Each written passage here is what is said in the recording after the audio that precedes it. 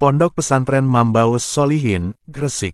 Lokasi di Jalan Kiai Syafi'i Gresik. Umurnya tidaklah terlalu tua, tapi perkembangannya lumayan pesat. Awal berdirinya pesantren ini tak bisa dilepaskan dari sosok Nabi Khidir dan Kiai Hamid Pasuruan.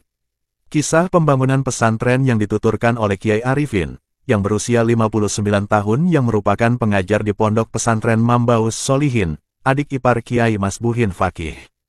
Sekitar tahun 1969, Kiai Abdullah Fakih Suci Gresik mulai merintis pembangunan pondok pesantren ini. Tentu saja tidak bisa langsung magrong-magrong seperti sekarang. Bangunan yang didirikan hanya sebuah surau kecil yang terbuat dari kayu, yang sering disebut langgar. Sebuah tempat yang diperuntukkan untuk aktivitas belajar mengaji Al-Quran dan Kitab Kuning. Pada tahun 1976, putra pertama Kiai Abdullah Fakih Suci yang bernama Kiai Masbuhin Fakih telah mendapat restu dari gurunya, Kiai Abdullah Fakih, pengasuh pesantren Langitan Widang Tuban untuk berjuang di tengah masyarakat. Namun Kiai Masbuhin masih ragu untuk langsung mendirikan sebuah pesantren. Salah satu hal yang membuat beliau ragu adalah kekhawatiran akan timbulnya nafsu terselubung di dalam hati. Misalnya niat yang bukan semata-mata karena Allah.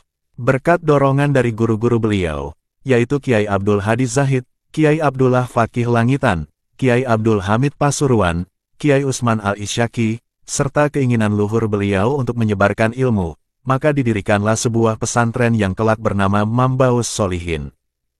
Adapun dana pertama kali yang digunakan untuk membangun pondok pesantren ini adalah pemberian guru beliau, yaitu Kiai Abdullah Fakih, pengasuh pondok pesantren Langitan Widang Tuban.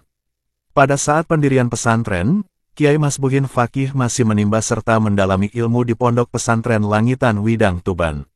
Sebelum pesantren Mambaus Sholihin didirikan, Kiai Abdullah Fakih Langitan Widang sempat mengunjungi lokasi yang akan digunakan untuk membangun pesantren tersebut.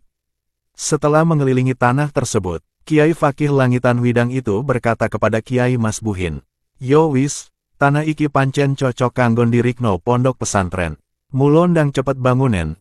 Ya sudah, tanah ini memang cocok untuk mendirikan pesantren. Makanya, segera cepat dibangun. Selain Kiai Abdullah Fakih, banyak masyayikh dan habaib juga berkunjung ke lokasi tersebut. Di antara para sesepuh yang hadir adalah Kiai Abdul Hamid Pasuruan, Kiai Usman Al-Isyaki Surabaya, Kiai Dimyati Rois Kaliwungu, Habib Al-Idrus, dan Habib Macan dari Pasuruan. Pembangunan musola pondok pesantren Mambaus Sholihin yang sekarang merupakan pondok barat baru dilakukan pada tahun 1983. Saat itu, Kiai Masbuhin Fakih sedang menunaikan ibadah haji yang pertama. Adapun yang menjadi modal awal pembangunan adalah uang yang dititipkan kepada adik beliau, Kiai Asfiani Fakih yang nyantri di pesantren Kiai Abdul Hamid Pasuruan. Pada saat itu Kiai Asfiani Fakih turun dari tangga sehabis mengajar. Ujuk-ujuk, muncul seorang lelaki yang tidak dikenal. Lelaki itu memberikan sekantong uang lalu pergi dan menghilang. Keesokan harinya, Kiai Asfiani dipanggil gurunya, Mbah Kiai Hamid Pasuruan. "Asfiani, saya ini pernah berjanji untuk menyumbang pembangunan rumah santri, pondok, tetapi hari ini saya tidak punya uang." "Yai silihono duit po, nak.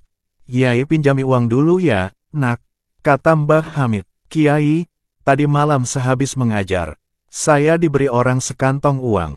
Kula mboten kenal tiyang niku." "Saya tidak kenal orang itu," jawab Kiai Asfiani.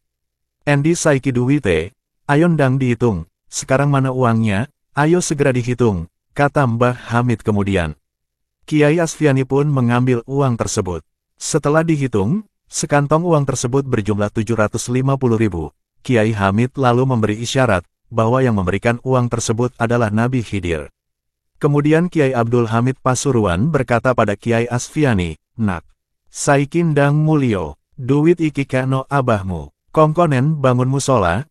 Nak, sekarang cepat pulang, uang ini kasihkan abahmu untuk bangun musala."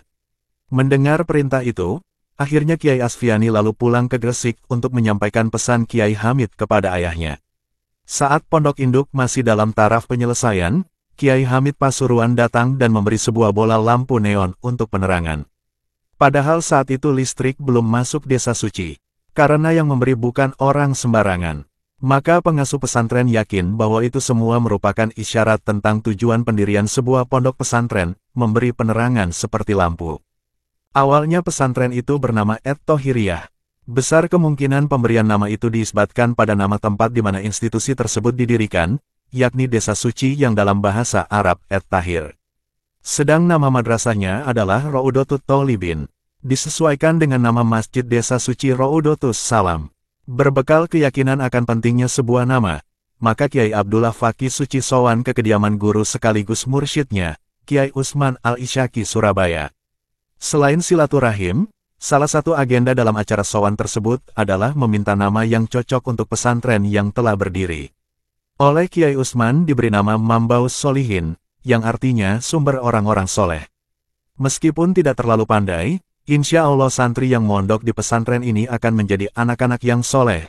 Begitu dawuh Kiai Usman Al-Isyaki setelah memberi nama pesantren yang memiliki moto Alim Soleh Kafi itu.